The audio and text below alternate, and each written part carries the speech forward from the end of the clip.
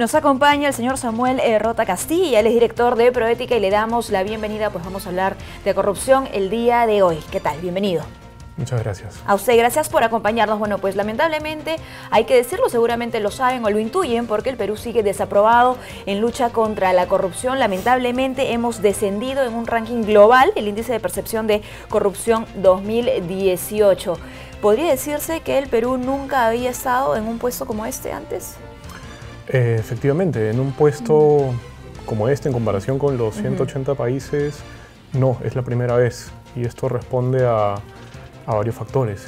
La percepción de corrupción que se mide a través de este instrumento ha venido deteriorándose poco a poco, lentamente, pero ha ido marcando una tendencia importante. Con respecto al año anterior, nosotros creemos que ha habido un protagonismo muy fuerte de la corrupción en la agenda, ¿no? Todos recordamos los problemas que han habido. La crisis política, judicial, que se evidencia ahora en este índice. Que se evidencia en ese índice, efectivamente. Tenemos un cuadro para que ustedes puedan ver además un repaso sobre cómo nos ha ido, no solo en el 2018, que está ahí señalado en rojo, sino también desde el 2012. Si nos puedes explicar, por favor, Samuel, un poco qué significa, ¿no?, el índice de percepción y cuál es el puesto general, porque las puntuaciones, digamos, se dan de manera contraria a lo que uno podría pensar, ¿no? Sí, bueno, el índice de transparencia internacional tiene ya casi 20 años y se mide en una escala de 0 a 100, ¿no? Muy bien. Pero el 100 no son aquellos países que tienen más corrupción, sino aquellos que son percibidos como menos corruptos, ¿no? Muy bien. Entonces la idea del índice es aproximarse. Mientras más cerca estemos al 100, mejor estaremos como país, digamos, en percepción. Exactamente. Entonces uno encuentra cerca del 100 países como Dinamarca, Suecia, Noruega, Nueva Zelanda, ¿no? Y en países cerca al 0 encuentras países como Corea del Norte, perdón, Venezuela, en fin, ¿no? Miren, ahí está la línea, ¿no?, que también es interesante, ¿no?, de cuál ha sido la evaluación anual que hemos recibido del 2012 al 2018. En el 2017 teníamos un índice de percepción de 37, correcto, ¿no? Luego hemos bajado al 35, ya ha explicado nuestro invitado, mientras más cerca del 100 estemos, digamos, mejor. Esto revela que mejor estamos a nivel de lucha contra la corrupción. Lamentablemente, pues, los peruanos no lo sienten así. ¿Cuál es la muestra que se utiliza para llevar a cabo este índice dentro de peruanos? Este índice lo que hace es recoger distintas fuentes. Recoge, por ejemplo, la encuesta de ejecutivos que hace el Foro Económico Mundial cada año. Muy bien. Recoge índices de riesgo país que producen distintas instituciones como la revista The Economist. Un estudio de estudios. Exactamente, es un estudio de estudios y la metodología lo que hace es condensar estas distintas fuentes y produce los datos que estamos viendo, ¿no? Ahora, dentro de este estudio de estudios, ¿cuál podrían ser los criterios que revelan que lamentablemente el Perú está peor que en el 2017? Principalmente lo que hacen estos distintos estudios es recoger información sobre qué tan fácil se creen que es corromper en el país que se está analizando, qué tanto impacto cree que tienen las iniciativas de lucha contra la corrupción que se están implementando, y qué tan extendida creen que es la corrupción en un país determinado. Entonces, esos son básicamente los criterios que se someten a medición y entonces son los que alimentan el informe, ¿no?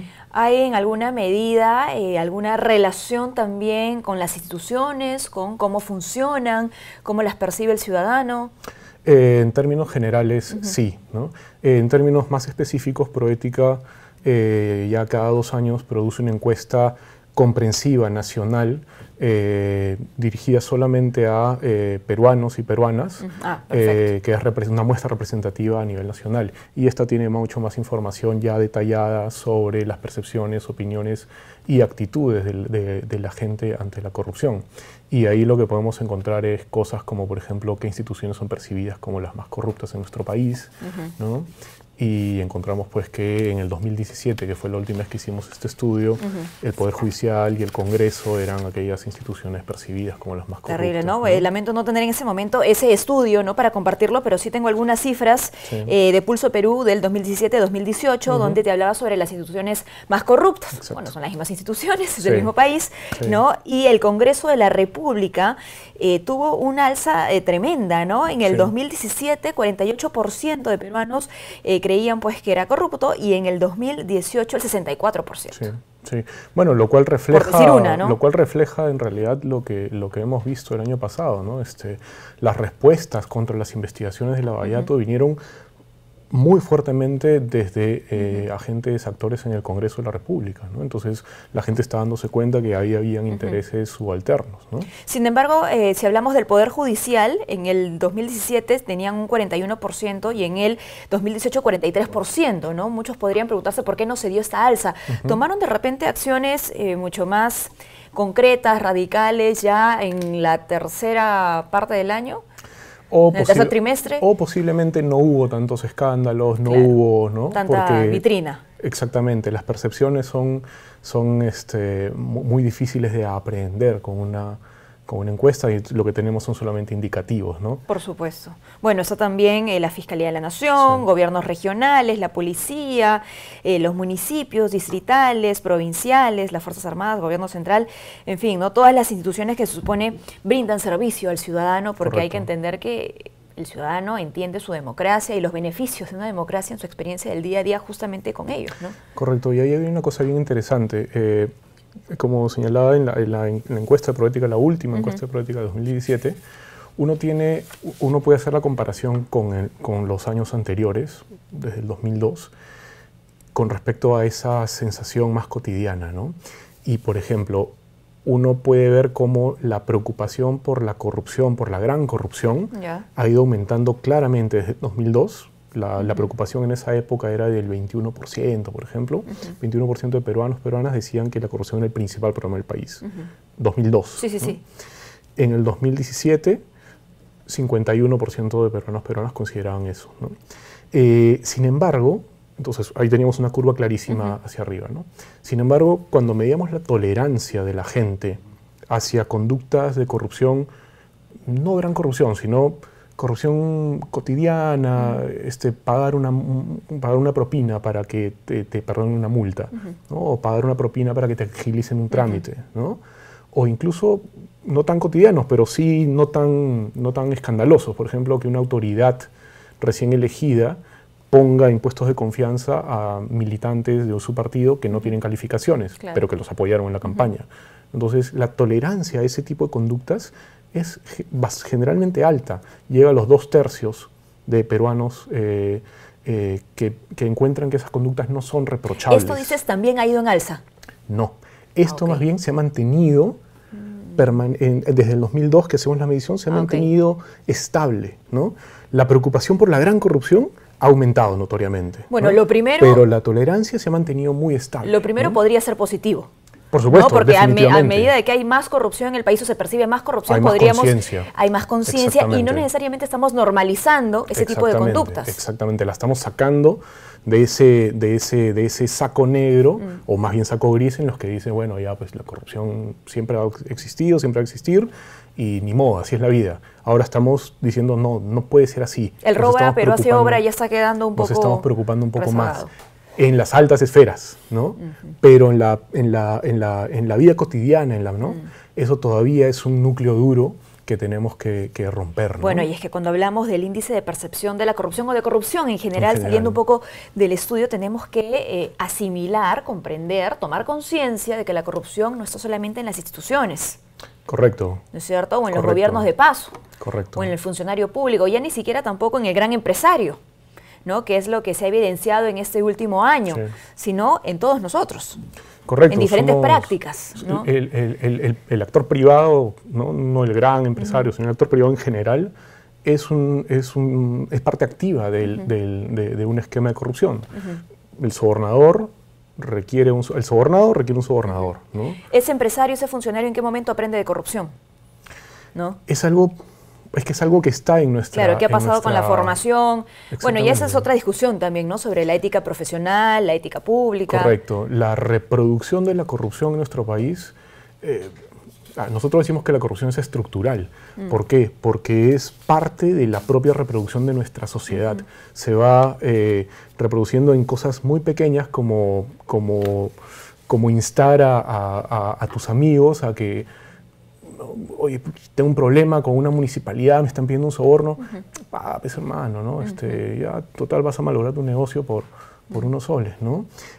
Cosas muy pequeñas que a veces no nos damos cuenta, o lo que decimos hace un rato, pagar una multa, pagar una propina para que te perdonen la multa. Y asumimos que no hacemos daño a nadie y que por lo tanto no hay corrupción de por medio, no hay impacto. Que siempre ¿no? es así, que esto es algo que siempre ha ocurrido, que no va a pasar nada, ¿no? Es lo que alimenta la sensación de tolerancia, ¿no? Ahora, sin duda nuestras autoridades han tomado conciencia, ¿sí?, sobre esto que se comparte en este estudio, ¿no? Hay diferentes acuerdos, pactos de lucha contra la corrupción.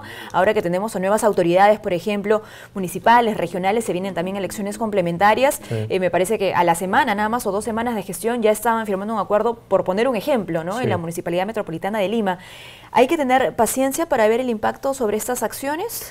Sí, pero yo creo que no vamos a tener que tener mucho, no hay que esperar mucho, okay. Porque la corrupción, como decimos, está ahí. No podemos en un ahí. Estado de pasividad tampoco. Exactamente, la corrupción va a estar ahí siempre, y apenas aparezca un escándalo, vamos a ver la fuerza de estos pactos, de estos compromisos, ¿no?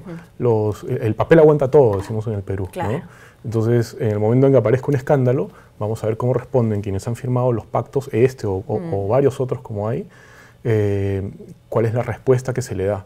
Porque esa es la gran diferencia, ¿no? La diferencia entre, volviendo al índice de percepciones de corrupción, la gran diferencia entre aquellos países que están en los mejor ubicados con respecto a los que salen peor ubicados es la capacidad de respuesta a la corrupción. No es que no haya corrupción. Esa es la principal lección, correcto, en todo caso, que debemos tomar del índice de aquellos que están pues más cerca del 100, como ha dicho nuestro correcto, invitado. Este estudio ha hecho además recomendaciones para detener la corrupción. Sí, claro. En realidad se recogen las recetas comunes. Lo que estabas mencionando en ese momento, la capacidad de respuesta, por poner una. La capacidad de respuesta, hay que invertir en lucha anticorrupción, hay que fortalecer los órganos de investigación, pero también hay que fortalecer los mecanismos de prevención, hay que aumentar los niveles de transparencia, hay que facilitar el acceso a la información pública, ¿no? Nosotros estamos viendo en nuestro país cómo muchos de los escándalos se han destapado por investigaciones periodísticas. Sí, hay que proteger eso también, esa libertad. Exactamente, eso se da porque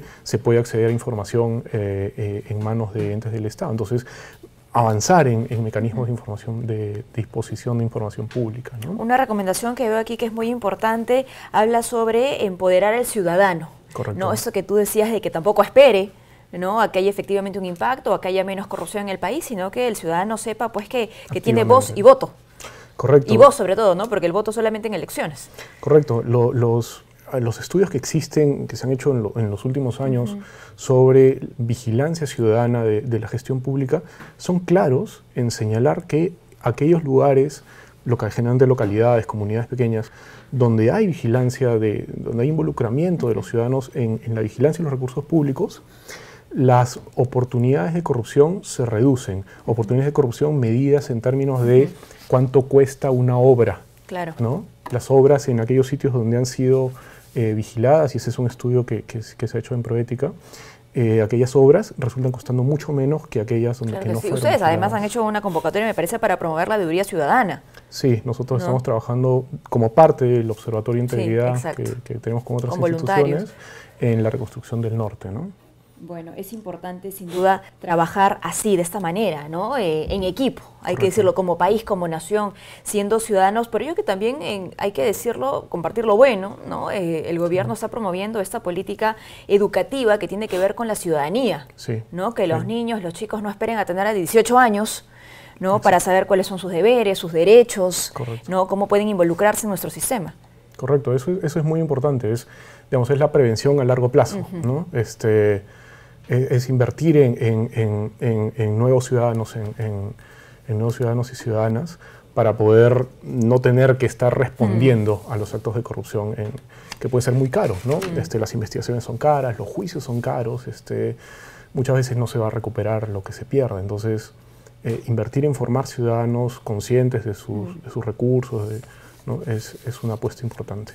Muy bien, bueno, muchísimas gracias por habernos acompañado, Samuel. Esperamos pues que el próximo año las cifras cambien a nuestro favor, estemos cada vez más cerca del 100, ya no en el puesto 35 con índice de 35, sino superemos incluso el 37 que teníamos en el 2017. Ojalá que sí. Muchísimas gracias. Samuel Rota Castilla, director de Proética, nos acompañó aquí.